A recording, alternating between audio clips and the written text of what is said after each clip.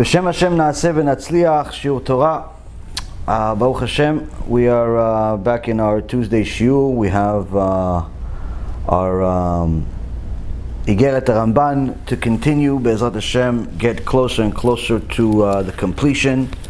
We will talk a little bit about some current events, what's going on in the world, what seems to be happening. Be'ezrat Hashem. Some things that some of you will want to know if you're in business, and even more so if you own a house. But more than anything else, what can we do? What can we do? You know, to talk about the crisis, we're not going to spend the whole day on that. Talk about what we can do is the goal. But of course, b'darkenu b'kedusha, we're going to always see what our sages, our dear holy sages have to say, and not necessarily just our opinion. Today's shiur will be for a refuah shlema for Rabbanit Levana bat Sarah, Rav Ephraim ben Shulamit, Rabbanit Sarah bat Anat, David ben Nesriya, Yitro ben Avraham, Yonatan ben Yael, Serach bat Batya, Batya bat Sarah, Dvorah bat Mercedes, Esther bat Tzipora, and all of Am Yisrael Be'ezrat Hashem will have refuah shlema, refuat hanefesh, refuat haguf. Now, the situation in the world is clearly not improving. It's actually seems to be getting worse, and aside from a miracle, it's going to get much worse from here. That's the bad news. The good news is that Hashem still runs the world, even when we don't think He does, even when we don't see how He does, which means that all of this will be for the good. Ultimately, we will see good out of this. But to give you a little bit of a situation of what's happening, I'm sure people are wasting their life and their opportunity to do tshuva with, instead of doing tshuva, listening to Shiurei Torah with a 14-day, what is it called, a quarantine that people have had, and in some cases even a month. They should have already finished our entire Pirkei Avot series. 100 and almost 80 lectures, 3 hours a day, 3 hours a lecture. You could have already finished the whole Pirkei Avot, the whole Masechet Avot, and have actually achieved something. But instead, people are spending a lot of time watching the news and destroying themselves. Why? You notice now more than ever. In the beginning, everybody was into the news. It's very hard to talk to people. Now it's already going on for a while, and you're seeing the results. You're starting to see the results. Those that are learning Torah and doing tshuva, ishtabach shimo, nothing's changed. If anything, they've actually improved. They feel better, they look better, they act better, everything is better. Doesn't matter that outside it's a tragedy, and you feel bad, and you pray for people, and you cry sometimes, but overall, their own neshama, never better. Why? They've used this situation as opportunity to get closer to HaKadosh Baruch Hu. On the other hand, those that are spending their time watching the news and not working on themselves, you see how they have deteriorated dramatically, to the extent where if they were religious, they're borderline chilonim right now. If they were just new Baalei Tshuva, they're for sure chilonim. And if they were chilonim, now they're atheists. Why? Because they don't know what's going on. But on the other hand, HaKadosh Baruch Hu HaKadosh Baruch Hu also has these special neshamot in the world. These special pure neshamot in the world that did not know who is their maker until now. And instead of going down, they've actually gone up. They were Mechalei Shabbat, now they're Shomrei Shabbat. They were immodest, now they're modest. They were not learning Torah, now they're learning Torah day and night. Ishtabach Shimo. The good news is, Rabotai Yekarim, that there's a lot more people doing tshuva now that I know of than any other time that I've ever followed it. It's busier now for what we're doing than any other time ever. More people are getting closer to HaKadosh Baruch Hu. More people are doing tshuva. More people are asking the question of what's the point of life. And more people are taking advantage of the opportunity. It's sad that most of those people are going from being secular to now being religious, and we're not seeing that same strength in the religious world becoming more religious and closer to Hashem. We're not seeing as much. But the point is, Rabotai, is that there are many, Baruch Hashem, people that are getting closer and closer to HaKadosh Baruch Hu. How do you tell the difference? Who's who? What are you doing with this time? What are you doing with this time? If you're spending the time asking the questions and looking for the answers of why you're in this world, why is all of this happening, and so on and so forth, you're getting closer to Hashem. Your prayer becomes better, your learning becomes better, your overall mentality becomes better. I just got an email a few hours ago. A woman tells me she's a very successful businesswoman, and she says in the last few weeks, her life has changed once she was introduced to our lecture. She says our whole mentality that she has for 30, 40, 50 years, our whole mentality has changed in the last few weeks. Why? She realized what's her purpose in life. She says in the last few weeks, start keeping everything. All the mitzvot she knows about, Shabbat, she keeps it now. She says, I always respected God, but now I'm working on Yirat Shamayim. Now I'm working on fear of God. Now I'm working on keeping Shabbat 100%, no working, no this, no that, Ishtabach Shemo. So this is a special person, and there's many others that I get Baruch Hashem every day. More than ever. More than ever, people are getting closer to Hashem. But that's because the people are not wasting their time on the news. Maybe here and there, once a day for 5 seconds, I don't know, 5 minutes, let's say, to check, I don't know, for whatever reason, you want to check how many people died, okay, Pseda, you check how many people died. You want to check if there's any new rules in your community, fine, you check how many rules in your community. Every community has a new rule. But 5 minutes, not more. But when you spend a lot more than that, each minute starts eating at your neshama. So the people that are spending their time watching the news, talking about the news, are unfortunately getting more and more depressed, more and more bored, more and more desperate, and they're getting worse. The people that are doing otherwise are getting closer to HaKadosh Baruch Hu. Now, the reality is that we're not saying to remain ignorant of the world, but rather to acknowledge that this is what Hashem wants.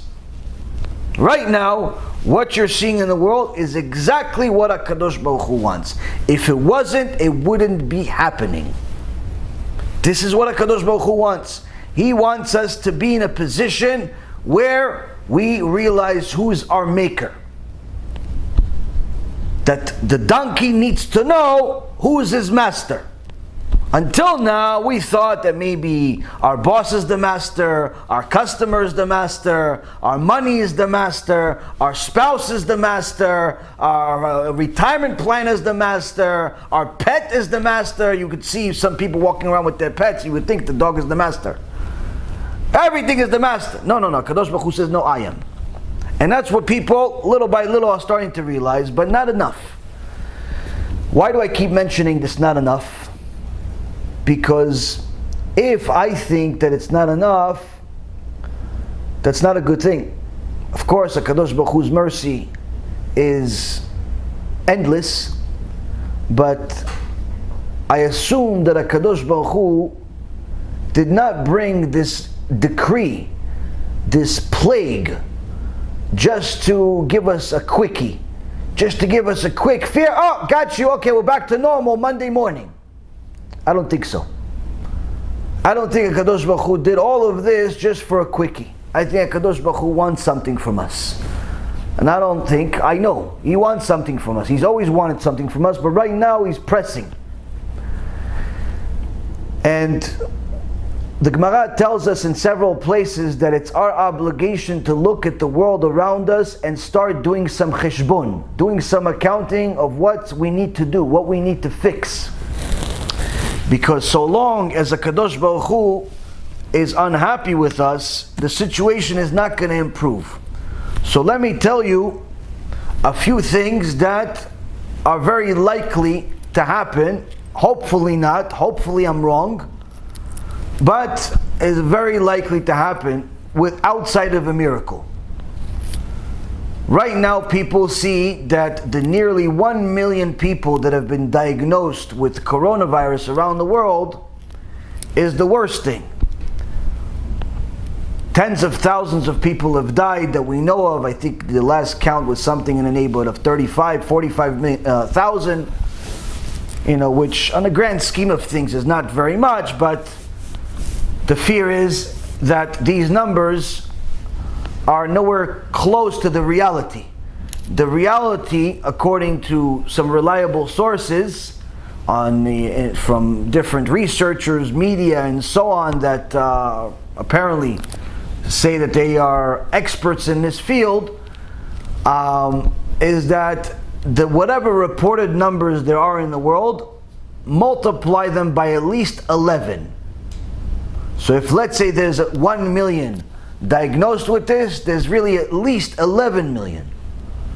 The truth is that even the 11, everyone knows it's a lie.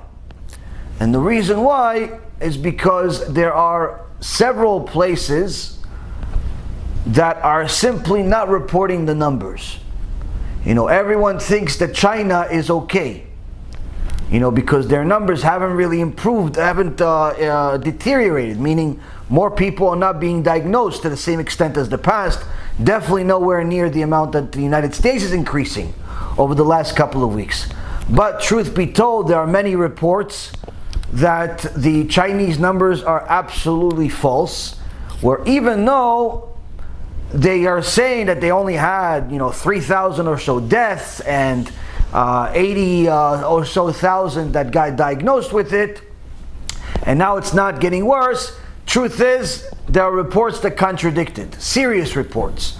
One of those reports is that there was an earnings report coming out from their telecom companies that said that 21 million cell phone numbers have been disconnected in China over the last month, which is a unreal type of statistic, because the Chinese use their phone much more than most people around the world. They use it for everything, even more so than Americans. So 21 million people disconnected their phone. How are you going to buy groceries? That's how they buy groceries. How are you going to do business? That's how they do business, with their phones. Everything is with their phones. So 21 million people cut their line. Now they say, okay, maybe we could count for about 15 million. 15 million that because of poverty, they lost money, lost their jobs, and so on. They said we still can't account for 6 million, which means that it's very possible that 6 million people have died, not 3,000. Now, if 6 million people died in America, you'd notice. You'd start seeing bodies and, making fences with them. But 6 million and 1.5 billion people, it's not that much, percentage-wise. It's a lot of people, but it's not that much comparison. Especially since it's a communist country that hides everything. Now, why even mentioning this? Because I listened to a couple of phone calls that they had done when they called the morgues. They called the morgues in China and pretending to be government officials that are trying to help just to find out some statistics. There's a news outlet that I did an interview in years ago when I was in business called NDTV. It's a Chinese news organization that is anti-China, meaning they report the truth about what's really going on in China, because it's a communist country and they don't really allow the truth to leave. Anyway, the same organization, which is really like an activist, they did some phone calls, some investigation, and they called the morgues, the place, and the crematories, where they cremate the bodies, they burn the bodies. The guy's crying to them that he can't take it anymore because the amount of work that they're having, just in his one location, is 5 to 6 times the normal. It says dozens of bodies are coming in every day. And he says that's just his location. Another location is much more. Meaning that it doesn't make sense that he's burning dozens of bodies in his little location in Wuhan, still right now, and China is reporting only 5 new dead people. Doesn't make sense, doesn't add up.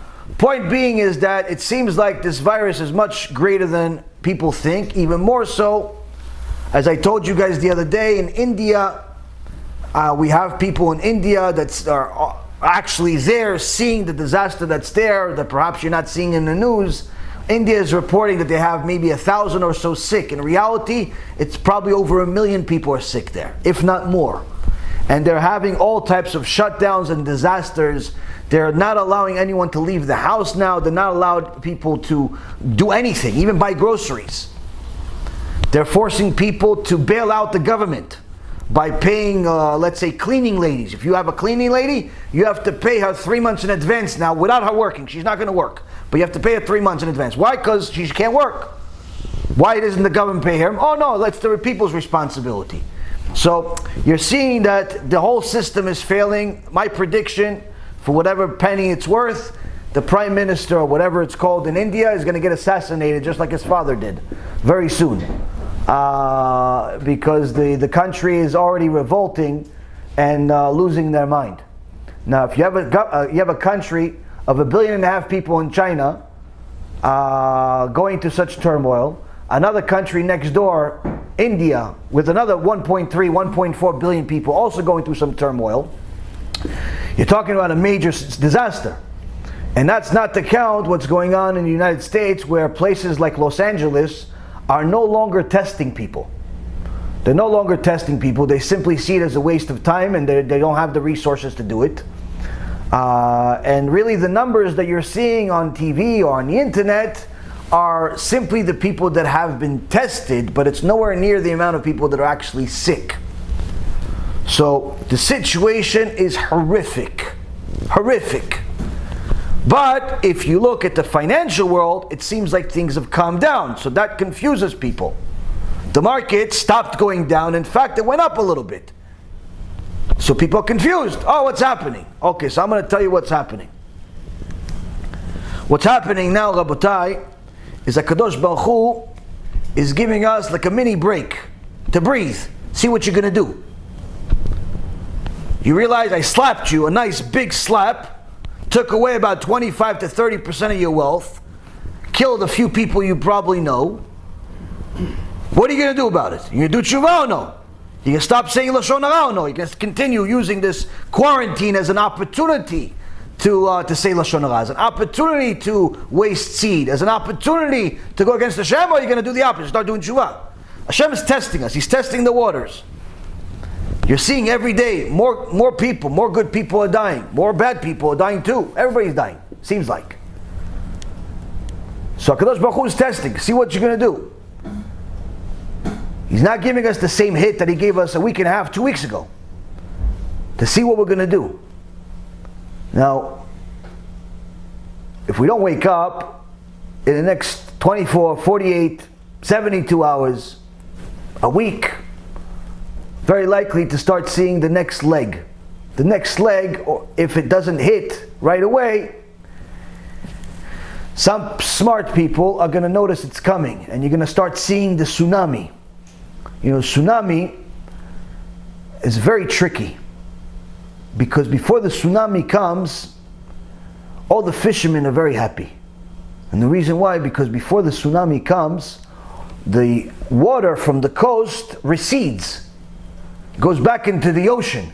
So all of the fish, you don't have to fish them anymore. You can just grab them from the floor. You just go to the beach, grab a bunch of fish, $15,000 worth of fish in 5 minutes. You don't have to fish, nothing. Just pick them up. Why? Because there's no water. So it looks like, wow, what a blessing, what a blessing. Yeah. And then you see, by the time you've collected all the fish, there's a 100-foot wave coming at you and you don't have enough time to get away. It's too late. That's how tsunami works. That's what's happening right now. It looks like maybe things have calmed down. Okay, there's a few people here, there's a few people there. But as long as I'm okay here in Florida, as long as I'm okay in California, as long as I'm okay here in New York, as long as I'm okay in Texas, as long as I'm okay in Jehannam, wherever I am, as long as I'm okay, it's okay. Look, everything's okay, right? Not okay. It's what's coming. Now, because of my experience on Wall Street for 20 years, there's not a single person on earth that could debate this issue with me. This is not Torah. This is just reality of what's happening. Right now we have a tsunami much worse than Corona. I told you in the beginning, I'm not really so scared of Corona, or scared of Corona at all, simply because I know HaKadosh Baruch Hu doesn't necessarily want to destroy the world. He just wants us to do tshuva. But the amount of pain we will endure to do tshuva depends on us. Corona is a way for HaKadosh Baruch Hu to scare a bunch of people, also take a few people that either have the merit to go up to Shamayim and straight to Gan Eden, or have finished and wasted their life and they're going straight to Gehinnom. Whatever the case is, that's his cheshbonot, not my business. But regardless of how many people get sick, I don't believe that HaKadosh Baruch Hu is going to just simply kill everyone. This is not Gog Magog. 2/3 of the world dying, all that stuff, that's not happening from Corona. But the amount of pain that will happen depends on our actions. The following is much worse than Corona. In the beginning I told you that what will happen from the sick is up to Hashem, but nonetheless I don't believe it's going to destroy the world. What is destroying it is the financial crisis that is about to happen. People think that the financial crisis already happened because the market went down 30%. That's popkiss in comparison to what's coming. And the reason is the following. Right now, people haven't worked in a few weeks, in some cases a month. That means people are not generating income. Now, most people live above their means. Most people, if they make $5,000-$10,000 a month, they're spending, 50 to 100% more than that, and they live on credit. They live on credit. Why? Because they assume they're going to continuously make more, and sometimes they do, and sometimes they don't. But in general, they live on credit everywhere around the world. The credit in the world today, the amount of debt that's in the world today is higher than it's ever been in history by a factor of over 1,000. You're talking about hundreds of trillions of dollars. We're not talking about a $2 trillion bailout is actually going to help anything. The $2 trillion bailout they just gave is not even scratching the surface of what's happening right now. Now, this is not really a problem as long as people continue to make money. But when people don't work and corporate world, not just corporate America, shuts down, you have yourself a problem, because since people are living above their means anyway, and they don't have much saved. Most people have a couple of months saved at best. Couple of months worth of life saved. So right now, no one's really like the middle, upper class people, they're fine. Okay, they lost a little money, but they're not starving or anything. The people that are struggling are people that were pretty much already struggling beforehand. But that's where it's coming now. These guys that are closer to middle class, now we're getting to them. Why? Because now, since you haven't worked in a month, and you're probably not going to work for another month, now you're starting to get to a point where you realize, wait a minute, I'm going to eat. I can't spend. Okay, so I got another month, let's say 2 left in the bank to eat. Right? I'm not talking about Baalei Emunah, people that have Emunah in Hashem and money appears in their bank with or without it. I'm talking about regular 8 billion people. Regular people are thinking, wait, how am I going to get this money to eat in a month from now if I'm not going to work? The company's not going to pay. In fact, some of them are already declaring bankruptcy. What am I going to do? So what does the guy do? He says, okay, listen, guys, I can't pay the employees. The boss tells the guys I can't pay the employees. Why? You're not making any money. Gave them, let's say, a couple of weeks. Leave there. I didn't expect this to continue for 3 months.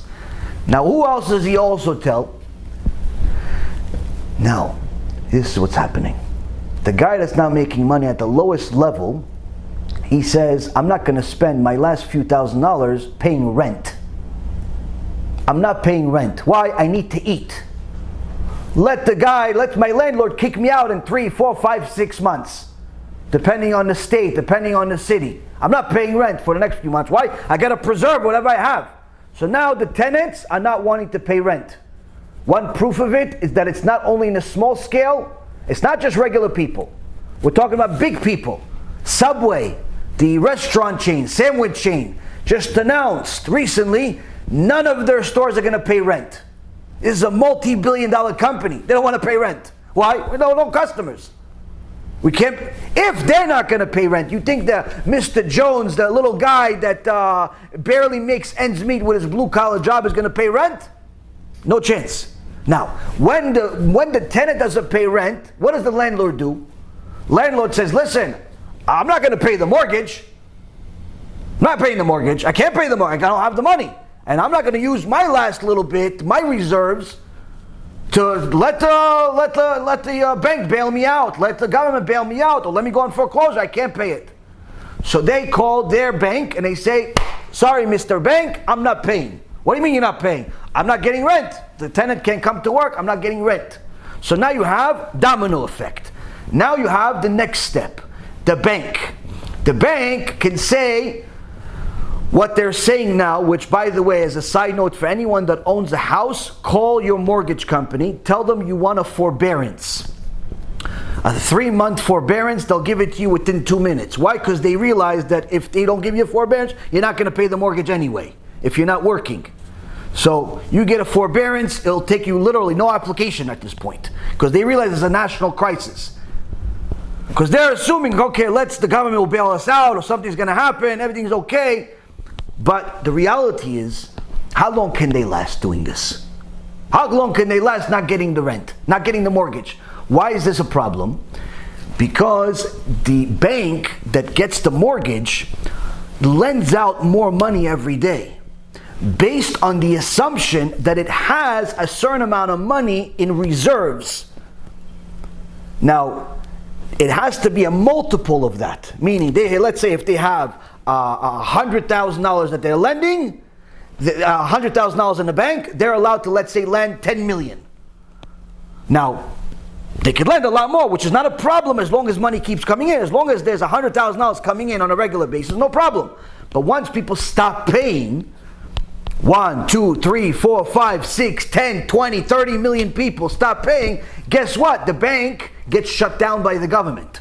Why? You don't have the reserves in order to maintain the current loans that you have, needless to say, to issue new loans. Now you have a banking crisis. Now you can say, yeah, but the government's going to bail them out. They have to bail out everyone. You're talking about not $2 trillion. You're talking about $2 trillion a month in order for this system to hold still. And for such a thing to happen would simply destroy the currency and everything on the way. Now, even more so than all of this, for anyone who thinks that they could do a better calculation, you also have to factor the following. The landlord that's not getting rent, he is not a landlord just because he wants to get rent to pay the mortgage. He's a landlord because he wants to get the rent, which is enough to pay the mortgage plus a profit. So that means that he's not only losing the money to pay for the mortgage, he's also losing the money to buy a bunch of other stuff, to do everything else he's doing. So with such a situation, a financial system in place that depends on income, that depends on debt, it simply could all collapse and make what 2007, 2008 was look like child's play. I told people a couple of months ago the market go down 50% in a day. I was wrong. It took a week. In this case, with this situation, if they continue the extreme measurements that they're doing with the economy, secluding people at home, you're not allowed to work, you're not allowed to do this, you're not allowed to do that, it's going to get much worse. Now, the good news is, Rabotai, is that HaKadosh Baruch Hu runs the world. And HaKadosh Baruch Hu is the one that's going to allow or not allow certain things to happen. But we cannot be fools to think that HaKadosh Baruch Hu is going to stop it just because it's going to hurt us. We have to understand that HaKadosh Baruch Hu is still looking for something from us. Now, you can help yourself, get yourself some more reserves. Like I said, you can call your mortgage company, ask for a forbearance, a deferral of payment where they would take the next 3 months of mortgage and just put it at the end of your mortgage, so you could save yourself, I'm sure, quite a few $1,000s. If your mortgage is a couple of $1,000s a month, you just saved yourself $6,000. So that could help a little bit for most people. And most likely they're going to make it a law in the country for all mortgage companies to do this, and it's not going to be just an act of kindness, but rather an act of survival. But like I said, at the same token, the current weapons that they're using in order to fight their own poison, which is these rules that they're implementing into the economy, it's just not possible. So what is the answer? Answer is, Rabotai, we have to pray. That's the answer. Pray and do tshuva. That's the answer. There's nothing else. Nothing else is going to help. Because systematically, every government is making every single mistake known to man. Everything that they could do wrong, they're doing wrong. But they make it look like they're doing right. They knew about coronavirus a year and a half ago. They didn't tell the world. In America, they knew about coronavirus 4 months ago, 3.5 months ago. They didn't prepare for it. Like, everything they could do wrong, they're doing wrong. But it's not their fault. The HaKadosh Baruch Hu is simply putting the world in this situation in order for everybody to realize He is God. So, what do we have left? We have a situation where HaKadosh Baruch Hu is going to request each one of us to start thinking about what's important in life. You could do whatever you can in order to make your ishtadlut, whether it's save a certain amount of money from the mortgage, and don't be an overspender on certain things. You should give tzedakah, because tzedakah is a spiritual investment. It's not just a material investment. You can do a lot of things like that, but the point being, Rabotai, without tshuva, without tefillah, none of this is going to work. If anyone that's not thinking tshuva right now, you're not thinking right. You're not thinking right, because HaKadosh Baruch Hu is going to make it worse and worse until we wake up. Now, personally, I'm not worried. Reason why? I know what the solution is. I'm not saying I'm fulfilling every single thing, but I know what the solution is. I know what the medicine is. I know where the medicine is, which cabinet it is. All I got to do is go and reach it. All I got to do is just go, reach it, take the prescribed medicine, Yishtabach Shemo. Finished. So at least I know that's the diagnosis, that's the situation. I'm telling you things that are horrible if you don't have any emunah, if you don't know what the medicine is. If you're not using this medicine, your life's going to get really, really bad. And I'm not worried, people are worried about food shortage. There's not going to be food shortage. Food's going to go to nothing. The price of things are going to go to nothing if this continues. Now, Kadosh Baruch Hu could simply stop it. He could just simply, okay, enough's enough, destroyed half the economy, a bunch of people woke up, another 1 million, 2 million, 3 million, 5 million people did tshuva, Baruch Hashem, okay, I'll give you guys a break till the next one. He could just stop it. All of what I just said could simply be deleted, because Hashem runs the world. But that's assuming we're doing the right thing. If we don't, it's going to continue, and it's going to get really, really bad. And it's not necessarily bad to the extent where people think that the supermarkets will be empty and you're not going to have food. No, the food's going to be plenty. Food will be plenty. This is not a starvation plague. This is, you need to know who your owner plague is. That's what you need to know. You need to know who your owner is. And the Ramban, this is what he's talking about. 800 years ago, B'siyata Dishmaya, the Ramban told us what the solution is this week. Each week for the last few weeks, the Ramban has given us another key. Now, in Parashat Vayikra, last week, HaKadosh Baruch Hu tells Moshe Rabbeinu to bring these korbanot, to bring the sacrifices. And he says, V'amarta aleim Adam ki yakriv mikem, where Hashem says to Moshe Rabbeinu, when a man among you brings an offering from the animals. Now, the Baalei MUSSAR say, what do you mean? When a man brings an animal, what is it going to be, an animal bringing a man? Of course we know. Why is this extra word? That when a man brings an animal as a sacrifice. We obviously know you're talking to men. The Torah is for men. It's not for monkeys. It's not for donkeys. It's for men. It's for Am Yisrael. It's for the world, for people. So why are you mentioning that when a man, meaning a human being, brings a sacrifice, that's an animal?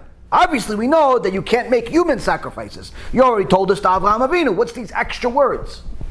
So the Baalei MUSSAR says, You have to know, you want to bring a korban, you want to bring a sacrifice, which in today's world, the sacrifices is our prayers. Every time you pray to HaKadosh Baruch Hu, it's like you pray, it's like you're bringing a sacrifice.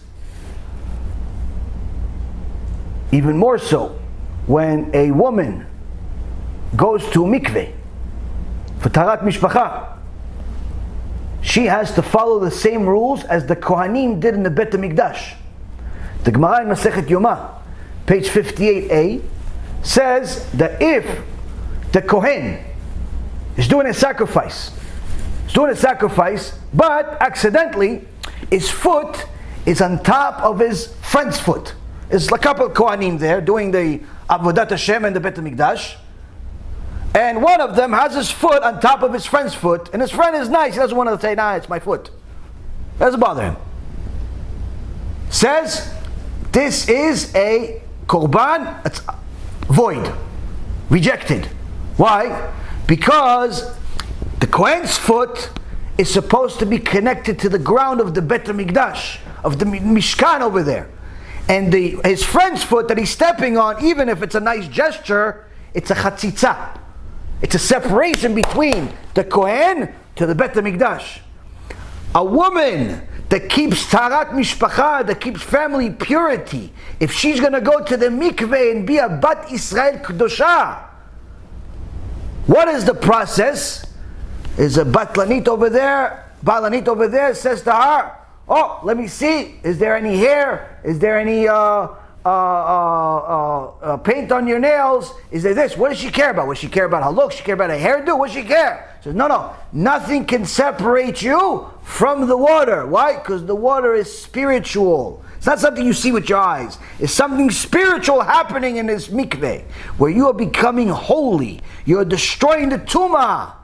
So anyone that tells you all of these hocus pocus rules that people are creating now with every WhatsApp message, and now because of this coronavirus, you don't have to go to the mikveh as a woman. Complete nonsense. If you're a bat Israel and you touch your husband, touch him. I'm not talking about be with him intimately only. I'm talking about touch his hand. Without going to the mikveh, it's karet yikaret. Both of you get karet. Both of you lose olam haba. You have a girlfriend, you touch your girlfriend, karet, finished. All your mitzvot go to the garbage. Why? HaKadosh Baruch Hu says, when my Kohanim went to the Bet Mikdash, they wanted to bring me sacrifices of Am Yisrael, I gave them rules. Rules that you may as humans not understand.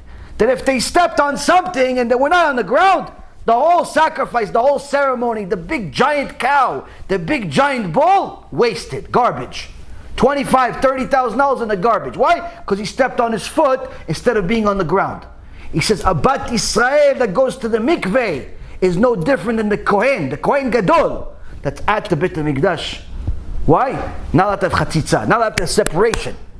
So when you're going to the mikveh bat Israel, when you go to the mikveh, don't look at it, oh yeah, I'm going to mikveh, yeah, maybe I should go to my pool instead. No. You have to look at it as this is serving HaKadosh Baruch Hu at the highest possible level.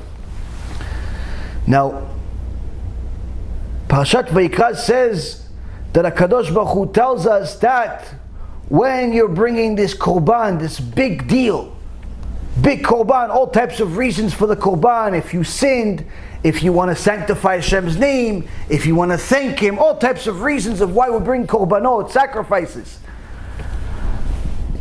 He tells us, remember, the korban is from a man and he's bringing an animal. The Baalei MUSSAR says, it's not because Hashem is trying to explain to us that it's man bringing animals. We know that. He created us pretty smart. We can figure that one out by ourselves. Why does he say it? He says, if you want to be someone that his korban, that her korban gets accepted, that your sacrifice, that your prayer gets accepted, first of all, be a ben adam. Be a decent human being. And don't be an animal.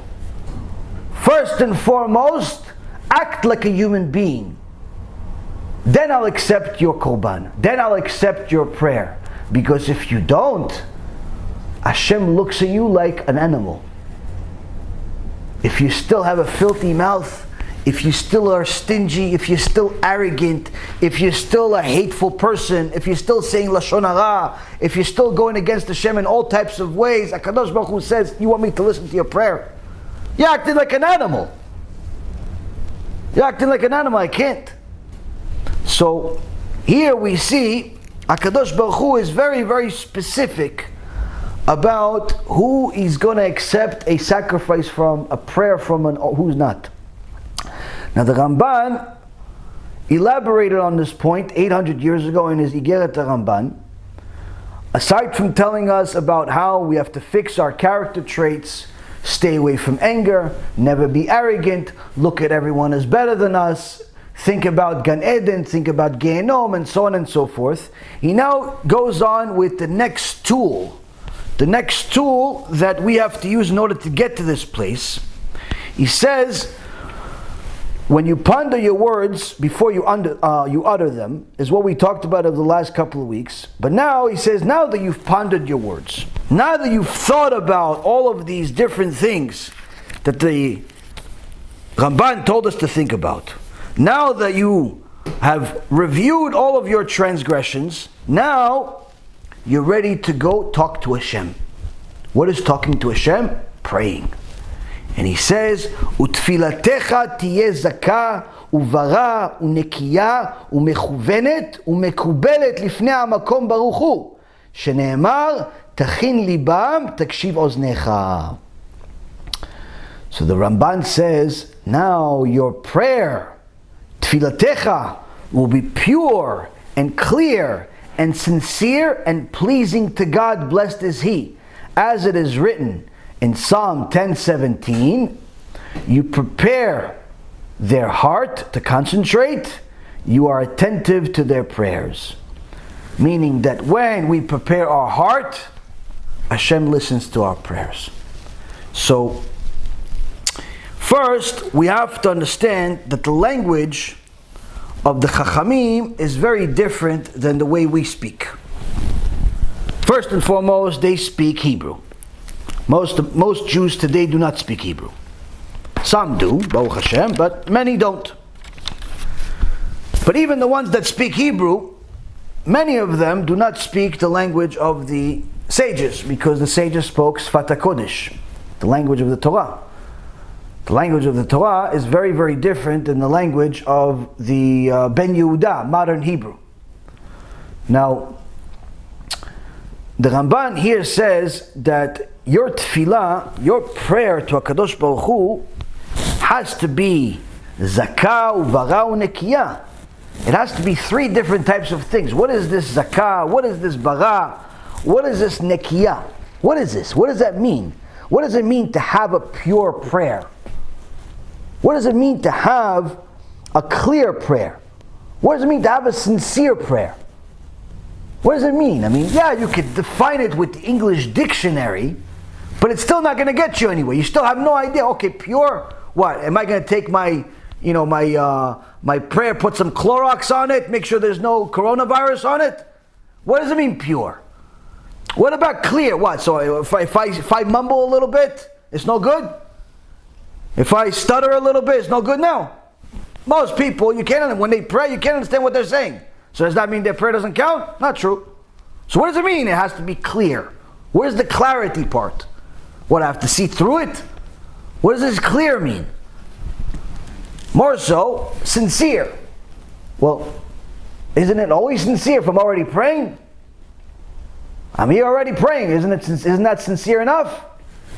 So we have to understand the Ramban has a very clear instructions of how we need to pray.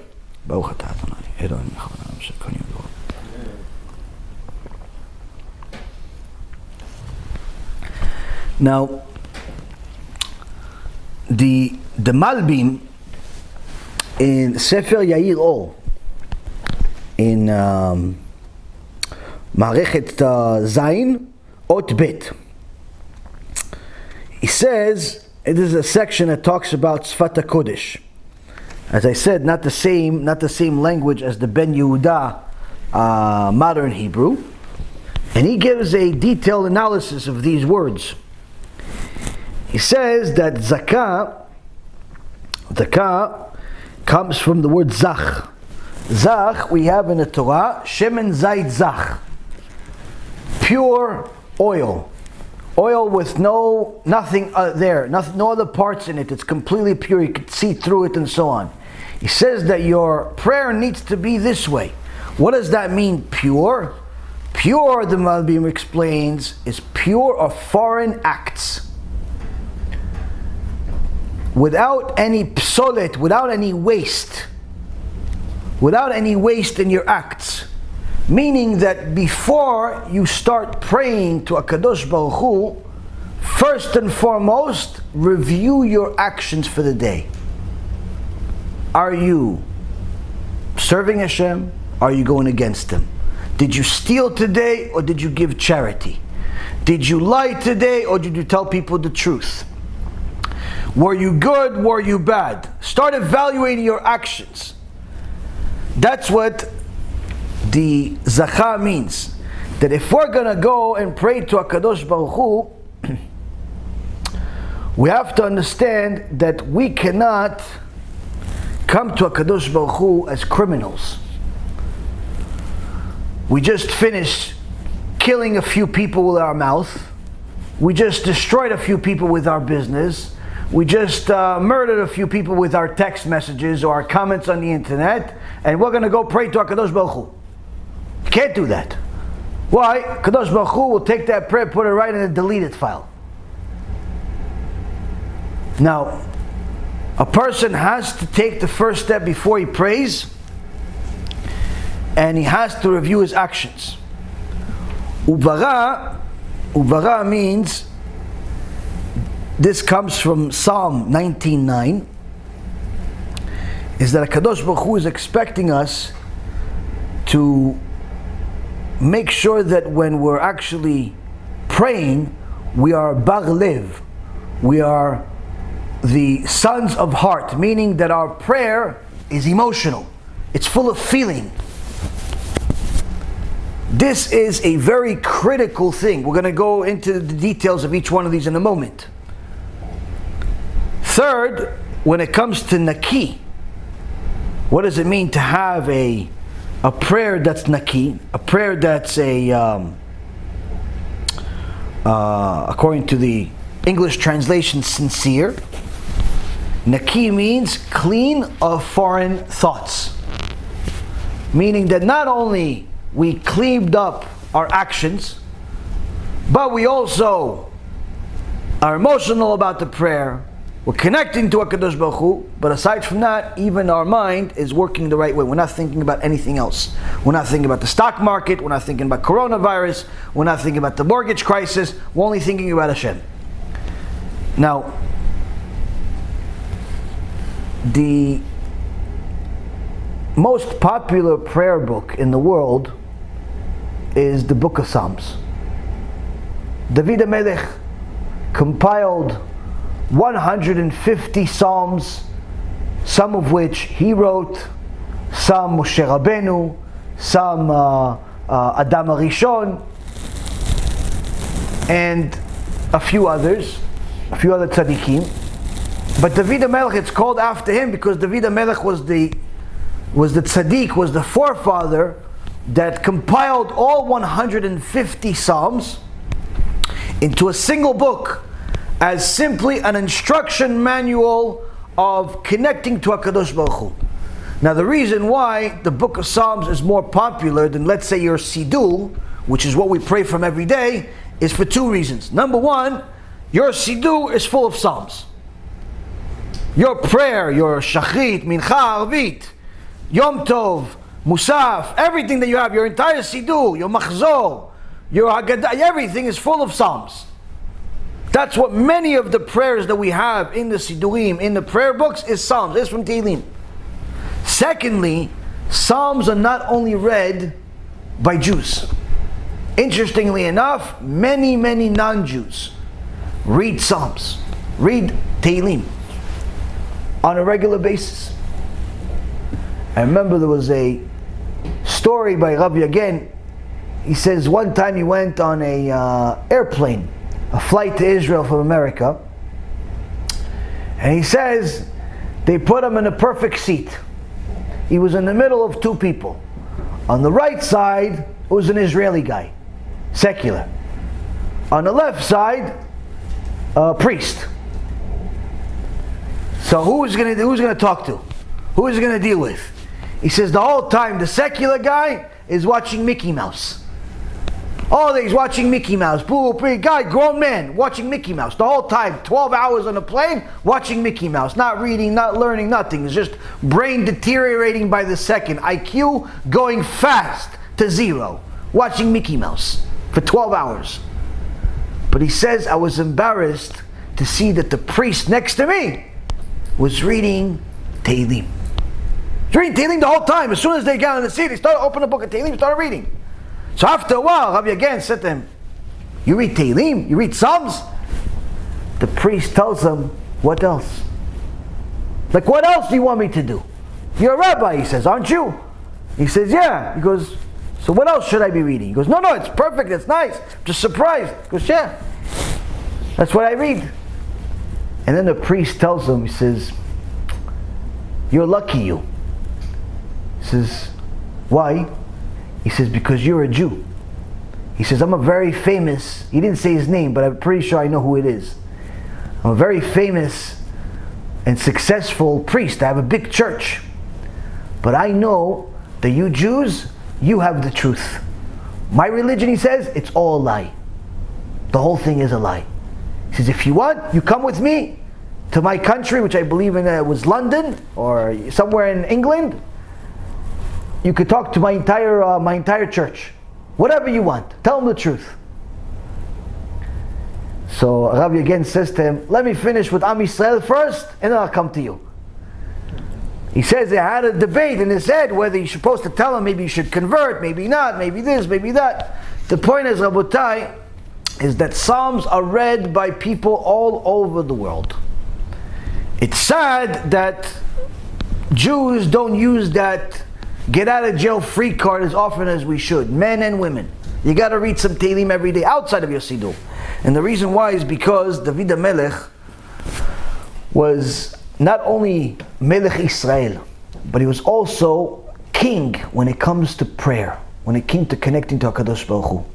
Every one of his Tehillim, if you understand what he's saying, you start crying. You start crying. Now David HaMelech writes that there's 3 types of prayers in his Tehillim.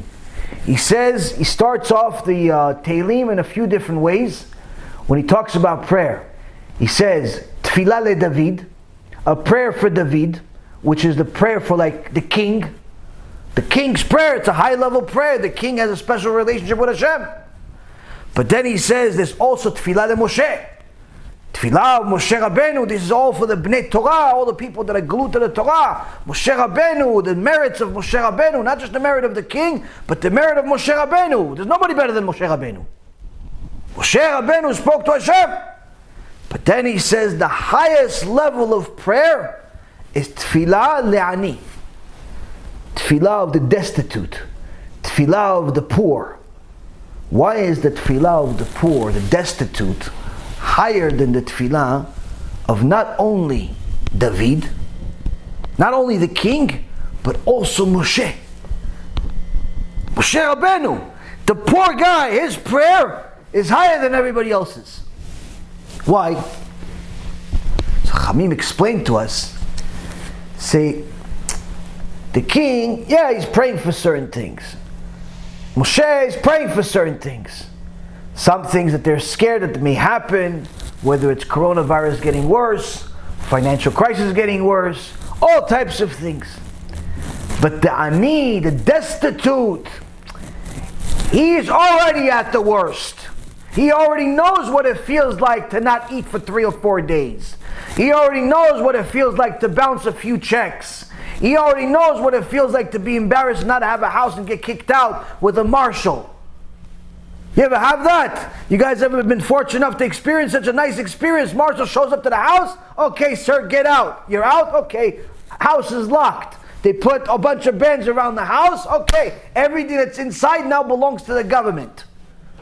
It's not yours anymore. Unless you file a lawsuit, this, that, the other thing, you're not getting the stuff back. You had to get your stuff out a minute before the marshal showed up. Yishtabach Shimo. That's how they have it in America. Shut up your house. So the destitute knows what that feels like. To not have a house. To not have food. Have little kids, not know how to feed them. He knows how it feels like. When he prays to HaKadosh Baruch Hu, he's praying with real tears of what's happening right now, not what could happen in the future. Hence the reason of why HaKadosh Baruch Hu answers his prayers. Because he's praying not with the tears of maybe, should be, could be. He's praying with the tears of what's already happening to the poor guy now. He's praying with tears. He's praying because he's already going through hell right now. Like some of these poor people that are suffering from all types of diseases, whether it be coronavirus or other things that are even worse. So we see here, Rabotai, that the prayer of the destitute is the highest level prayer because he knows all of the struggles. What does this have to do with us? This, Rabotai, is a very important secret to know from David HaMelech. Because what he's trying to tell us is that you're probably not going to be the king. In fact, you're not going to be Moshe either. Now, you may or may not be poor, but you don't have to be in order to pray like them. Meaning, you're not going to be David anyway. You're not going to be Moshe. You may or may not be poor, but you don't have to be. Why? Because you can pray like him. Now that you know that a prayer full of kavanah, full of heart, full of tears to HaKadosh Baruch Hu is the highest level of prayer. It's higher than anybody else. You can do it whether you're poor or not. If you put your effort into it, you think about what's going on, you can do it 2 seconds. Question is, how do we get there? The way we get there is by following what the Ramban says. Has to be Zachar, has to be Bara, and has to be Nekiya. So now, the Chafetz Chaim, Alav Shalom, in his Sefer, Zachor LeMiriam, he says, a person asks themselves, they do some evaluating. What will be with me after I have filled my mouth with mundane things, and now I must use this same mouth to speak to HaKadosh Baruch Hu. He's saying, listen, a guy that's actually reflecting on his day, he's about to go pray. He's praying mincha, let's say. It's middle of the day. In the morning, you don't have enough time to make a lot of sins. You just woke up. But by the afternoon, you already had half your day, or more of it, that you probably messed up a few times. So the Chafetz Chaim says, a person asks themselves, before they start praying, wait, hold on a second. The guy cut me off, I cursed him and his mother. My employee failed at a deadline, we lost money, I cursed him, his father and mother and his kids. This one, that one, he's thinking about all the different things that he did bad. It's horrible, right? But the Chafetz Chaim says, no, we're not talking about that guy yet. We're talking about a guy that simply wasted his time all day. He didn't curse anybody, he didn't say Lashon Hara, he didn't make up any rumors. No. We're talking about a guy that simply spoke about nothing. Spoke about the news. How many people died today in Corona? Oh, another 5,000. Oh, Hashem Yachim. That's it. That's what he talked about all day. How many died? Oh, no, you have 5 or 6, 4, 5. Oh, maybe China. Maybe all day he's talking about things that are nothing. He doesn't need to talk about these things for his living, for his job, for anything. You just talk about nothing. You just, talking nothing. He says that person, if he does some evaluating before he goes to pray, his neshama is going to tell him, all day I talked about nothing. And now I have to use this same mouth to go talk to Hashem, to go talk to the King of Kings. What will be with me? Like, how is he going to accept my prayer? Rav Ephraim says, if that's the case, the Chafetz Chaim tells us, that's the case of someone who knows his reality for just talking about mundane things. Needless to say, someone who's saying Lashon Hara all day, someone that's making rumors all day, someone that's cursing all day, yelling all day, Hashem Yirachem, what's this person's deen? If he shows up to go talk to the King of Kings. So the Chafetz Chaim continues and he says, I'll give you a suggestion to save your life. Chafetz Chaim is giving you a suggestion. Save your life. He says, first, before going to pray, think of thoughts of tshuva. Before you go pray, before you pray any of your prayers, start thinking thoughts of tshuva. And think, what did you do all day? And regret all the bad acts and accept on yourself to not repeat it. So he says, doesn't matter who you are, doesn't matter if you're a rabbi, doesn't matter if you're a student, doesn't matter if you're newly religious, doesn't matter if you're not even religious, doesn't make a difference. You want to go pray and you want Hashem to listen to you, you want to talk to the king? First, start off with thoughts of tshuva. Evaluate your day. What did you do all day? What kind of mistakes did you make? And say, okay, enough's enough. At least, okay, right now, let's say it's 5 o'clock. I messed up the first half. I woke up at 6, 7, 8, 9, 10 o'clock. It's now 5 o'clock. I just wasted the last 8 hours talking about nothing. Okay? Now I gotta go talk to Hashem. I'm gonna convince Hashem to listen to my talking. Because all day he's been listening to my talking and he keeps telling me, shut up. Enough about Trump. Enough about the economy. Enough about CNBC. Enough. But I won't shut up. I keep talking. Now I gotta talk to Hashem. Why? Because I need Hashem to fix all the mistakes that I made. So how could I get him to listen to me? Chafetz Chaim says, review it, regret it, and commit to stop. Meaning, okay, it's 5 o'clock, you messed up the first half of the day. Commit that from now on, at least for the rest of the day, you're not going to continue. You're not going to continue talking about mundane nonsense. You're not going to continue with Lashon Hara. You're not going to continue with making rumors. You're not going to continue with cursing and talking up a storm out of your mouth coming out, a sewer. You're not going to continue that way. You messed up the first half of the day, fine, okay, whatever happened. Let's start again, half of the day. Start from here, start new. For most people, Mincha is 3, 4, 5 hours before they go to sleep, so it's not even half the day, it's even less. Okay, that's fine too. Regret it and stop. And commit to stopping it. And then he says, and then you'll be ready to bring your prayer in front of the King of Kings. He says, what is this like? A person, he gives an analogy, the Chafetz Chaim gives an analogy. He says a person, a rich person, goes into town and he finds the most expensive, most elaborate 5-star hotel in the country. And he comes and he stays in his hotel. And as you know, or you may not know, these hotels, they don't spare a penny. They try to make sure that their guests that are paying a fortune for each room, the little tiny hole-in-the-wall rooms, $5,000 a night. So they make sure that everything, that the lighting fixtures are a certain type, and the couches are a certain designer, and the paint has a certain color to it from a certain painter, and so on and so forth, and the dishes are made by the best chefs, and so on and so forth. Why? Because they want to make sure that when people leave, after they've paid a small fortune for the room for a few days, they leave with a good taste in their mouth. They leave telling other people that they should also go to this 5-star hotel. So a rich guy goes to a 5-star hotel and sits there, sleeps there, eats there, enjoys his time. After a few days of being at this hotel, the owner of the hotel comes to the rich person and asks him, "No, sir, how are you enjoying our hotel? Is it as good as you heard?"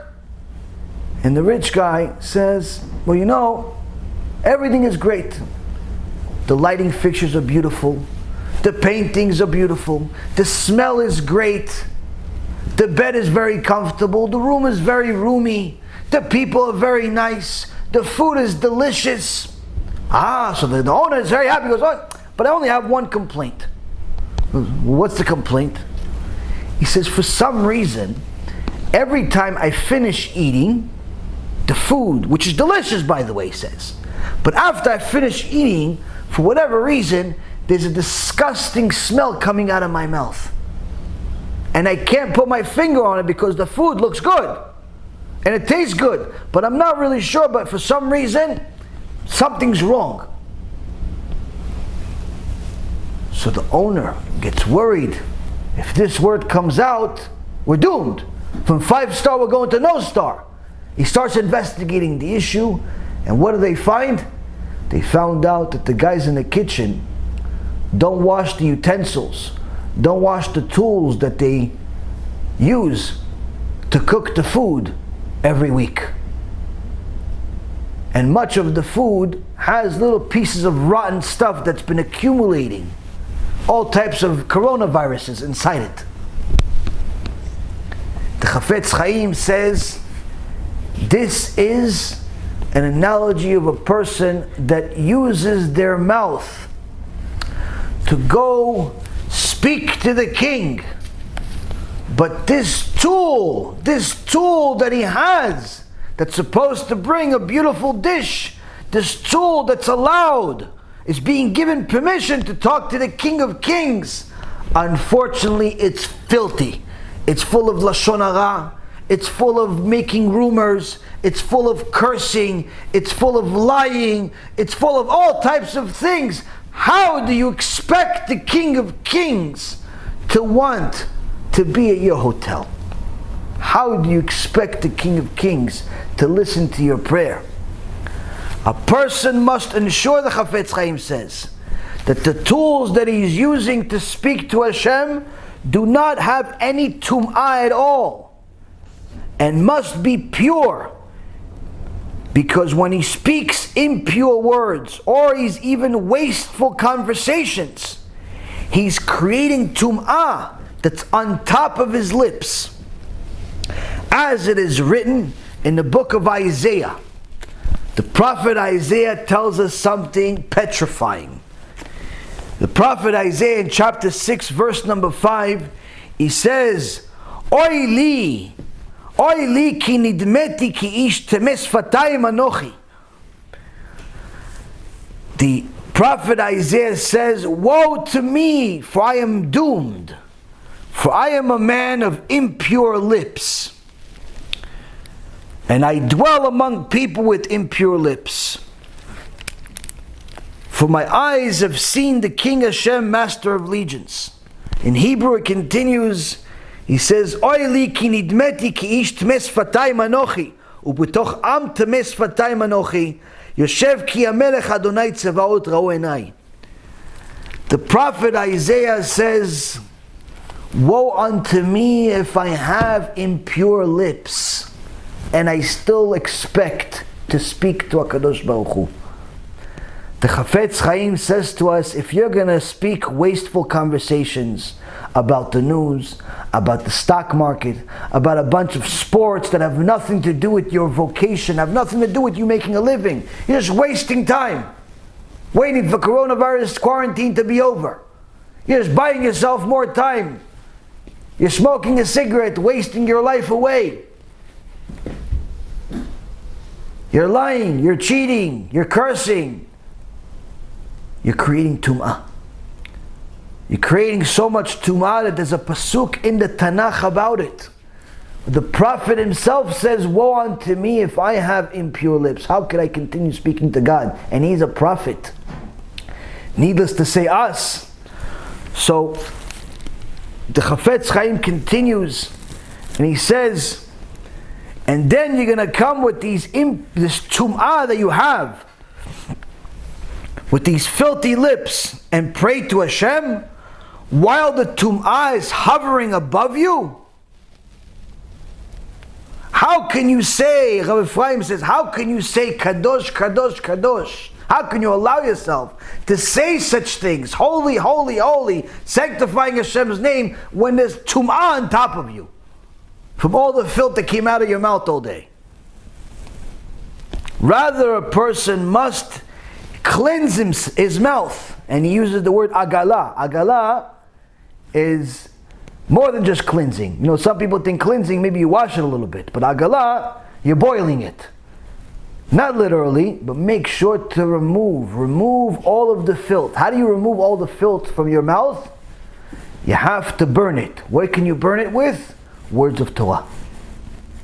Words of Torah is fire. Cleanse his mouth thoroughly to have a pure mouth. And the way to do it is by thoughts of tshuva. And to take on himself to not speak forbidden things in the future. And therefore his prayer or her prayer will be heard, because it says in the Zohar Kadosh, in Parashat Metzorah, a person who says Lashon Hara, his prayer does not reach heaven and doesn't get answered because the Tum'ah covers him. But once he does tshuva, once she stops saying Lashon Hara about her neighbor, once she stops saying Lashon Hara about her mother-in-law, once she stops saying rechilut about the rabbi, once they stop talking about nothing all day, they actually do tshuva, then the spirit of Tum'ah leaves, and immediately their prayer is lifted to heaven and is able to be answered. Here we see, Rabotai, that a person that wants his prayer, wants her prayer to be heard by a Kadosh Baruch Hu, must have a clean mouth. And the only way to have a clean mouth is in order to do tshuva. But how often do you have to do tshuva? Every day. Every day. Now, if a person says, listen, I did tshuva already. I keep Shabbat. I watch 1 or 2 shurim a week. I read a book here and there. I pray. I'm fine. And doesn't realize that no matter where you are in your life, whether you've been Shomer Torah Mitzvot for 50 years or 5 years or whatever in between, you have to do tshuva every day. Any person that doesn't think that is living an illusion. But what kind of an illusion? An illusion to think that you are excluded from the mitzvah of tshuva because you are good enough. You are a rabbi, you are learned, you are a religious woman for a long time, and therefore tshuva is not subject to you, it's for everybody else. Mistake. Mistake. Tshuva is an act that you have to fulfill every single day, especially if you want your prayers to be answered. Now, if a person is going to say, listen, I'm just going to continue doing what I'm doing, and I think Hashem is happy with me. I'm going to continue praying.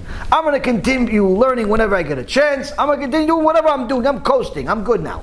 And doesn't continue to elevate themselves by fixing their character traits every day, by doing tshuva for something that you've done wrong, and just live an illusion that you're good enough, that means that you are not following the instructions the way that the instructions are. And that's not really going to work so well. What is it like?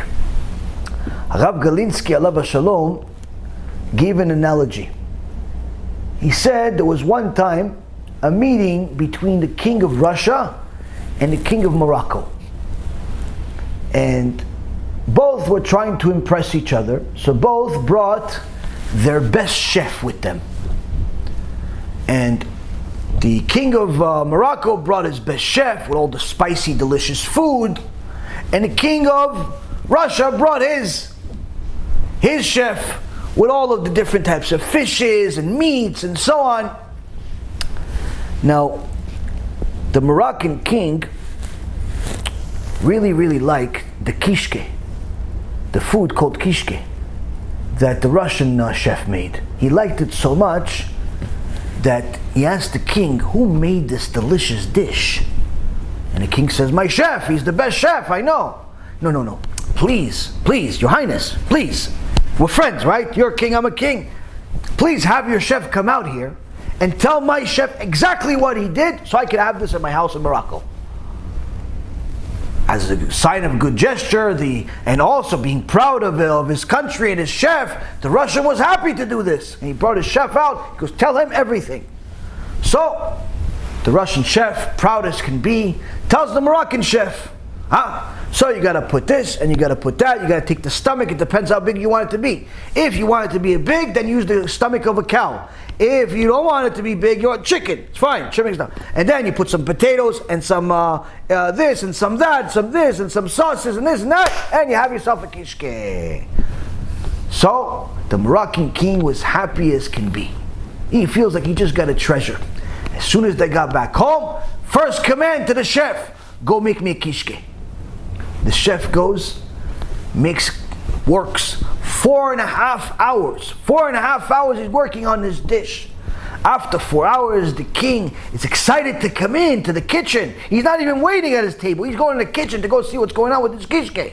As soon as he gets there, open the dish. They open the dish.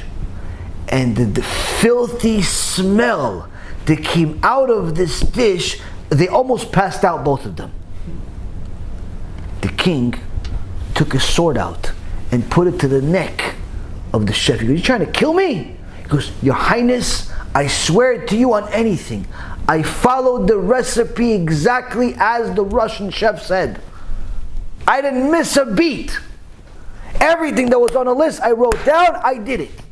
I don't know why it smells so horrible. Maybe the Russian king is making fun of Your Highness? He told his chef to give us like a spoof. The king says, what? I'm going to war with him. That's it. I'm going to destroy Russia. You send him a messenger that if he doesn't have an explanation of what happened here, we're going to war. They send a messenger to Russia. The Russian king says, no war, he's my friend, why war? Brings his chef in, puts a sword to his neck. Says, tell me what you said to them. What happened to the kishke? He says, Your Highness, everything I give you, I told the guy. Both kings get upset. They throw both of the chefs inside. They throw them in jail, both of them. They're there for 14 days. Coronavirus. They're in there being secluded from the world, not knowing what's going on. He cooked. Both kings are upset at the chefs. But after a while, the Russian chef says, you followed everything? He says, yeah, I followed everything. Everything you told me. You put the potatoes, I put the potatoes. You put all of the pepper, I put the pepper. You put the sugar, I put the sugar. You put the salt, I put the salt. You put this, I put everything. And that's what you got? He goes, that's what I got. He's thinking. Hold on a second. When you got the stomach, before you put everything, did you clean it first? The Moroccan chef looks at him like he has 3 heads. He goes, no. Why would I? That wasn't on the list. He says, you idiot. You tipesh, ben tipesh, you fool, son of a fool. Of course you had to clean it. That was a given. Of course you had to clean it. There's a bunch of manure in it. There's a bunch of filth in the stomach. Obviously, if you put all the good stuff, all of the salt and the peppers and the this and the that on top of filth, it's in the stomach. Of course it's going to be smelly and toxic. You had to clean it first. They found the solution, and now they have a good kishke. Rav Galinsky tells us, Rabotai, you can have the best system in the world, but if you don't follow the instructions, it's simply not going to work. It's not going to work. HaKadosh Baruch Hu tells us we have a mitzvah from the Torah, not from the rabbis, from the Torah to do tshuva every day. You think you're good enough? You think your prayer is good enough? You think your Torah learning is good enough? You think your marriage is good enough? You think your parenting is good enough? You think your tzedakah is good enough? You think your character traits are good enough? Mistake. As long as you're in this world, you have something to work on. How often? Every day. Before you go pray to HaKadosh Baruch Hu, before you say HaKadosh Baruch Hu's name, you have to reflect, what did I do today, and how could I make the rest of the day better? Because if we skip this step, then the kishke turns into waste. It turns into filth. It turns into toxic food. The prayer turns into something toxic. When a person does tshuva before he prays, that automatically makes the words that are coming out of his mouth have much more emotion. The tshuva part is the first step of prayer. It's the zakah. It's the part where we are purifying our prayer because we're purifying our actions. We're not saying we were perfect all day or all week. We're saying we know we did wrong, we're sorry, we're going to do better for the rest of the day. That's all HaKadosh Baruch Hu is asking us. Once you've worked on that, you spent some time doing that, automatically you're more emotional when it comes to prayer. Now when you're more emotional when it comes to prayer, Rabotai, you are curing one of the biggest problems we all have. The Mishnah in Pirkei Avot, chapter 2, Mishnah number 18, has a warning from Rabbi Shimon Bar Yochai.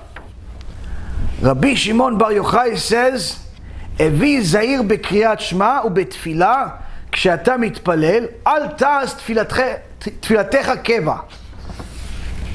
Rabbi Shimon Bar Yochai says, be meticulous in reading the Shema Yisrael in your prayer. We have to read this twice a day. And when you pray, do not make your prayer a set routine. Don't make your prayer robotic. Don't go into prayer, you finish Birkat HaMazon somehow. You're in there because you know by heart, because you pray so much already 3 times a day for X amount of years, and you pray and you know by heart, and finished. As soon as you got there, you're already calculating how long is it going to take me to get out of here. Why? Because you have an appointment. Instead of thinking about the appointment you have with the King of Kings, with HaKadosh Baruch Hu, with the one that has the cure, we're thinking about what we have after work. Why? Because the prayer is turned into tfilat keva, routine, robotic. Rabbi Shimon Bar Yochai in the Mishnah gives us a specific warning not to do this. Not to do this, where rather a person has to make sure that he does all types of things to bring more emotion to his prayer. Rashi 900 years ago writes, a person has to, in his prayer, in his daily prayer, every prayer, he has to beg for God's mercy. Yeah, but I didn't do anything wrong, I just woke up. You did something wrong. But when? Yesterday, the day before, the week before, a year before, a life before. There's plenty for you to ask for forgiveness, for mercy. A person should ask for God's mercy as if he was a beggar at the door, who senses that this is the only place where his needs can be met. And he must concentrate on the meaning of the words he says. He must have kavanah. Now, a person must understand that a prayer without emotion, without the right kavanah in there, is like a body without a soul. And when a person prays to HaKadosh Baruch Hu with serious kavanah, with serious emotion, he's automatically going to get closer to HaKadosh Baruch Hu and get us to the next point. Now the next point is, Rabotai, is that we not only have to make sure that we concentrate on HaKadosh Baruch Hu, but we have to do different things that help us do it. One of the things that I always tell people is to study the Siddur. Learn what you're saying. Actually understand what you're saying. Because The sages from Anshe Knesset HaGdolah, the sages, 120 sages that put together the Siddur, weren't just regular rabbis. Some of them were prophets. Some of them were prophets. This is almost 2,000 years ago, Rabotai. This is at the time of the Bet HaMikdash. There was still prophecy. These are people that spoke to God, and God spoke to them. These are people that knew what God wanted from them for sure, without guessing. These are people that knew what God likes to hear from us.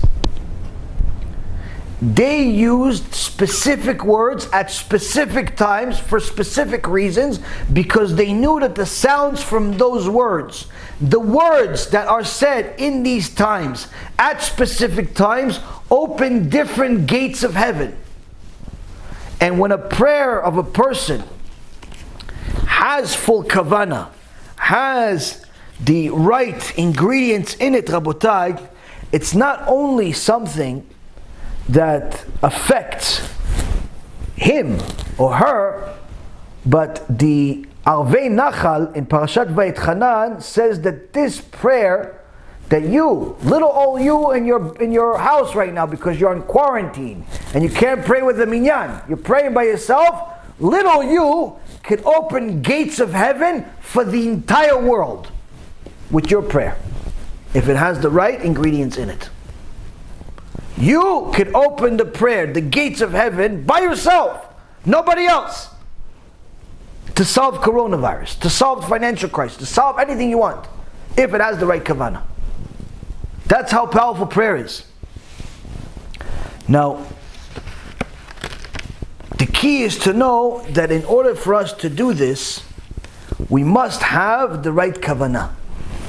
The right kavanah means that we have to know that our prayer has to be clear of all thoughts, stock market, sicknesses, disease, fears, whatever it is. We have to clear all ourselves, and everything that we're thinking about, we have to connect it to Hashem somehow. Even if you're thinking about money, connect it to Hashem. You're thinking about marriage, connect it to Hashem. How is whatever you're thinking connected to Hashem? If you connect whatever is in your mind to Hashem, it's allowed. It's part of the prayer. But if it's not connected to Hashem, it's not allowed. It's forbidden. It's a foreign thought. When you have the right kavanah in prayer and you succeed, your neshama feels it.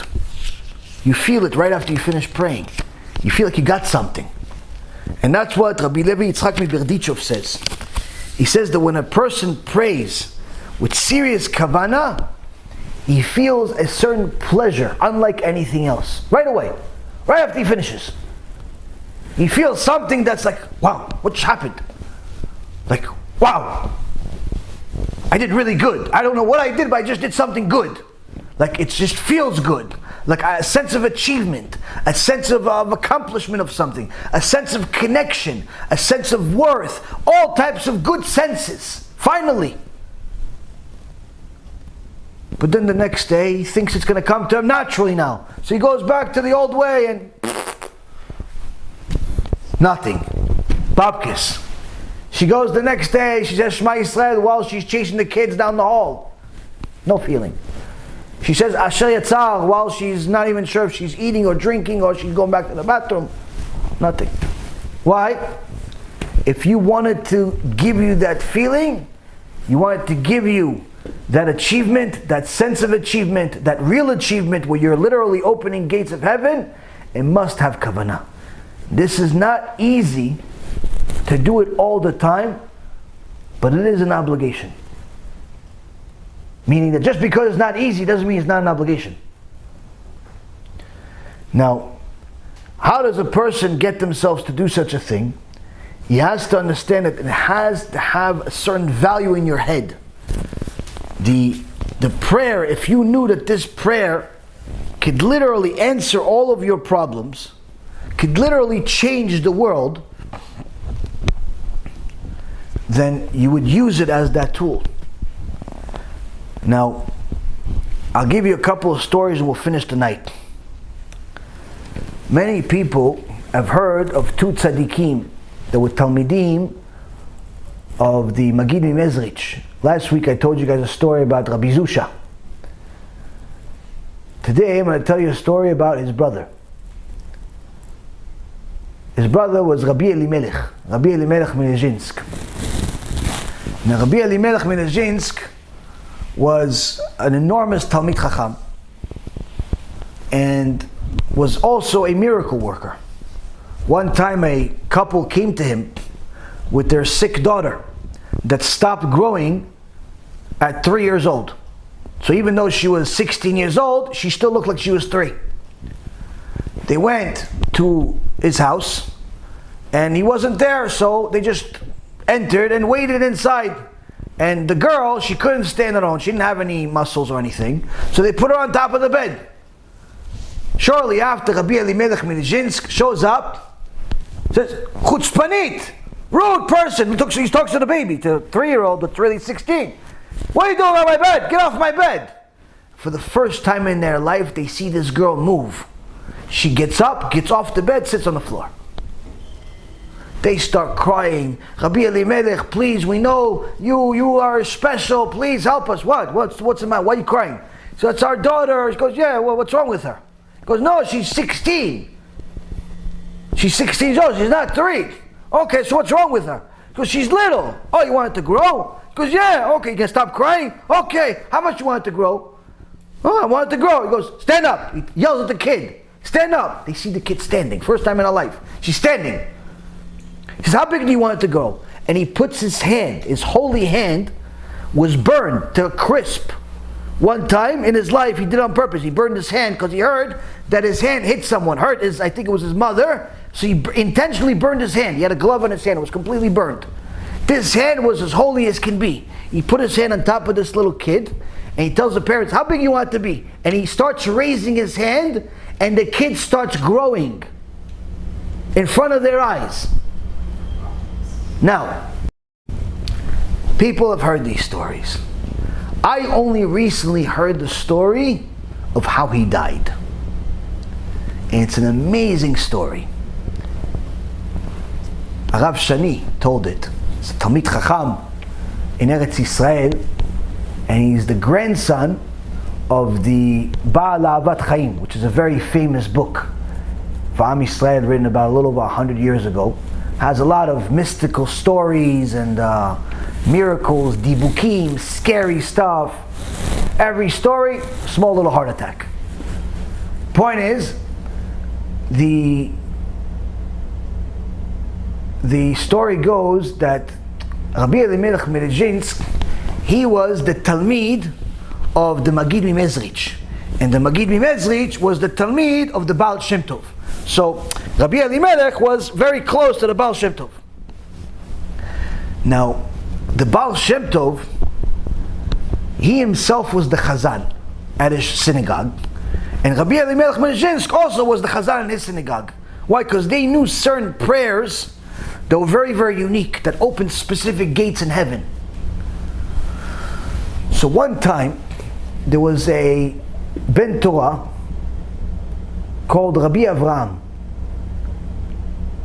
and that comes into the Baal Shem Tov, and he says, "Kvod Rav, I am struggling financially, if the Rav can give me a blessing."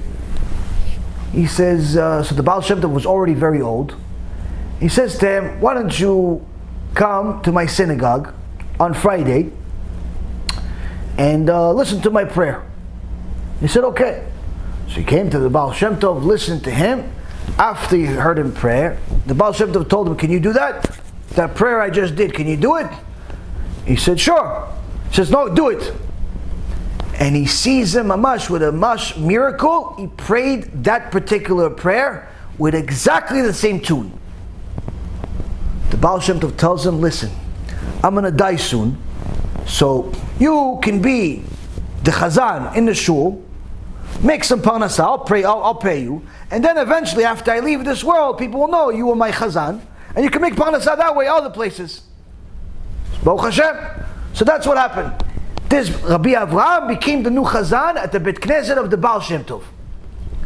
And people enjoyed the prayer and the tune and the voice that he had was unbelievable. After the Baal Shem Tov died, Rabbi Avraham started traveling from place to place to make a living. And he had his helper, because you needed two people to do this unique tune. And he had his helper with him, and they would go from town to town to pray for them, and they would pay them. After doing it for 27 years, making a living, doing well, and so on, eventually he gets to the Beit Knesset of who? Rabbi Elimelech Minezhinsk. Now Rabbi Elimelech Minezhinsk didn't like to invite outsiders to be the Chazan, because he was the Chazan. But when he heard that Rabbi Avraham was the Talmid of the Baal Shem Tov, prayed at the Baal Shem Tov, and he knew a specific, unique tune that opened the gates of heaven, that the Baal Shem Tov taught him, he says, listen, you can be Chazan for us Friday. So it's fine. He starts praying, and shortly after he starts praying, everybody's enjoying it, but Rabbi Elimelech Minezhinsk starts feeling the prayer elevating his neshama out of his body. He understood this tune, he connected to the tune, he understood what this music is, and his neshama enjoyed it so much, he started dying. So much so that he had to get up and push the Chazan to fall, push him away to stop him from praying. He took over, finished the prayer, and then he said, listen, Rabbi Avraham, I'm sorry if I embarrassed you by pushing you, but it was simply a pikuach nefesh. I felt my neshama leave my body because of what you were doing. It was such a high level prayer. My neshama was leaving me, and I had to stop it. But to show you that I'm not disrespecting you, please pray again with us tomorrow, and I invite you to my home to eat with us all 3 seudot. And he honored him and celebrated him, and they prayed together and so on. So at Motzei Shabbat, Rabbi Elimelech sees Rabbi Avraham. He says, everything okay? He says, Baruch Hashem, I'm glad that we prayed together, but there's only one issue. He says, what? He says, I have to please ask you for a favor. He goes, what's the favor? He says, I need you to give this will. I need to give this will to my family, because I'm going to leave this world tomorrow. I'm going to die tomorrow. He says, how do you know you're going to die? He says, because the Baal Shem Tov told me that when he gave me this gift of this prayer, he told me that one day everyone's going to enjoy your prayer, but someone is going to push you off the bima, and to know that the next day you're going to die. And today that happened. So I know that today, this Shabbat is my last Shabbat. Tomorrow I'm going back to my Maker. I'm going back to HaKadosh Baruch Hu. So if the Rav could please give this to my rabbi, to my family. Rabbi Elimelech did it, and the next day, as you would have it, the guy died. Now before they buried him, Rabbi Elimelech told him, bring me the body. They uncovered the body, and Rabbi Elimelech says, sing for me one more time. And he sang for him one more time on the way to being buried. Now all of these stories are mystical and beyond our even wildest dreams. If you believe it, you believe it. You don't believe it, you don't believe it. But here's the best part. After this happened, Rabbi Elimelech comes to his keilah the next day and tells his keilah, I'm sorry, I'm going to be leaving this world. When are you leaving this world? In a few hours. So and so is going to take over, this, that, the other thing. I'm leaving. They just had to bury Rabbi Avraham, the visitor. Now they're burying their Rebbe. As you would have it, went to sleep, that's it, finished. Left the world. A few days later, who's left? The helper. The helper comes to the Gabbai of the Beit Knesset. He says, here, take this note, give this to my family. He goes, what happened to you now? He says, last night I had a dream. Rabbi Avraham, my partner, Rabbi Avraham came to me in a dream. And I said, hey, how is it over there? He goes, listen, I got to give you some news. Well, what's the news? You got to come up here. He goes, why? Rabbi Elimelech just came here and he wants us to sing. I can't sing by myself. You got to come here. So tomorrow I'm going to Olam Haba. And that's what happened. The guy died. All of them died within the same week. Rabotai Karim, this is the stories of our grandparents. This is the stories that Am Yisrael lives on. Live, believe, don't believe. Some people say, oh, this is too mystical, it's too crazy. How do they know? How do they don't know? This is our heritage, this is our history, this is Am Yisrael. What's to say that this is a big miracle when you look at miracles in the Torah of HaKadosh Baruch Hu destroying the world and then rebuilding it in an instant? What's to say a big miracle, small miracle, HaKadosh Baruch Hu takes a tipas rucha, a putrid seed that you would just not even want to look at, and turns that putrid seed into a human being with perfect eyes, ears, nose, mouth, legs, feet, all types of things, a brain that's more sophisticated than all the technology in the world. Rabotai Karim, the key part of the story is to understand that aside from all of the beautiful miracles within it, there is a very valuable lesson. The valuable lesson is that if a person truly knows how to use this tool called the mouth that Hashem gave him, that Hashem gave her, you could literally elevate your neshama to different worlds. Needless to say, elevate the world to a different place. HaKadosh Baruch Hu gave us a gift. What's that gift? Crazy people forcing everybody to pray by themselves, to be secluded from the whole world, not know what to do, even know this, even know that. None of the stuff makes any sense. You have to be alone, but just with your family. You have to be alone, but you're allowed to go to the park though. You have to be alone, but if you work here, it's okay. You have to be alone, but if you do this, none of this stuff makes any sense. Bottom line is, Rabotai, what does Hashem want? Hashem wants us right now to think about how we pray. Think about how you pray before you pray. Think about how you learn before you learn. Think about what you're going to do before you do it. Why? You are not using your full potential. Now, Kadosh Baruch Hu is nearly destroying the entire world to get our attention, to get us to do this. It behooves us to do it and not force Him to make it worse. So we're crying like the destitute. We could act like the destitute without being the destitute. We could act like the ani without being the ani. Don't force Hashem to turn us into aniim. The fact is, Rabotai, that the HaRAMBAN tells us, you have an opportunity to pray to HaKadosh Baruch Hu. All you got to do, first and foremost, do tshuva. We're not even asking for tshuva of your entire life. Just tshuva for the day. Start with the day, Ribono Shel Olam. Start with tshuva for the day.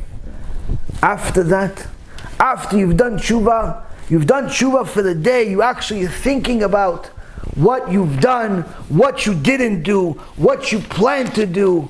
Once you've actually done this next step, Rabotai, you have to start becoming emotional with your prayer. Cry a little bit. When you cry, the Arizal says, you take your tears, you wipe them on your forehead, and you're erasing sins you've made. Tears are very, very valuable in Shemaim if you use them the right way. If you cry about not having a nice car, or not having a nice fridge, or not having a nice kitchen, that's not really worth very much. But if you cry for the sake of Am Yisrael, you cry because you don't know enough Torah, you cry because you don't know enough anything, that's worth something. That's worth something. Especially if you cry about spirituality. Have emotion in your prayer. That's step number 2. Last but not least, make sure that your prayer is clean and clear of all thoughts. And your only thought in your head is Hashem. One of the ways that you can do it, when it comes to the Amidah, every time you get to the blessing part, where it says, Baruch Atah Hashem, Magen Avraham, Baruch Atah Hashem, Mechaya Mitim, Baruch Ata Hashem, Ha'el HaKadosh, and so on. When you say Hashem's name, you don't say it, but think Adon Olam, Adon HaKol. You have to describe, in essence, what's Hashem, His significance. And you have to say Adon HaKol, He's the master of all. Ayahu ve'viyeh. He was, He is, and He will be. This, Rabotai, when you do it, it slows down your prayer a little bit, but you now are saying Hashem with real meaning, where Hashem is not just another word in your siddur. Hashem is not just another word in your mind like anything else here. When you say Hashem's name, you're giving it the right respect, where you're simply recognizing that you say, blessed are you Hashem, the master, but you're thinking this. The rest of it you're not saying, you're just thinking it. You're the master of all, you were, you are, and you will be. Resurrecting the dead, blessed Avraham, the holy God, and so on and so forth. All of the rest of it.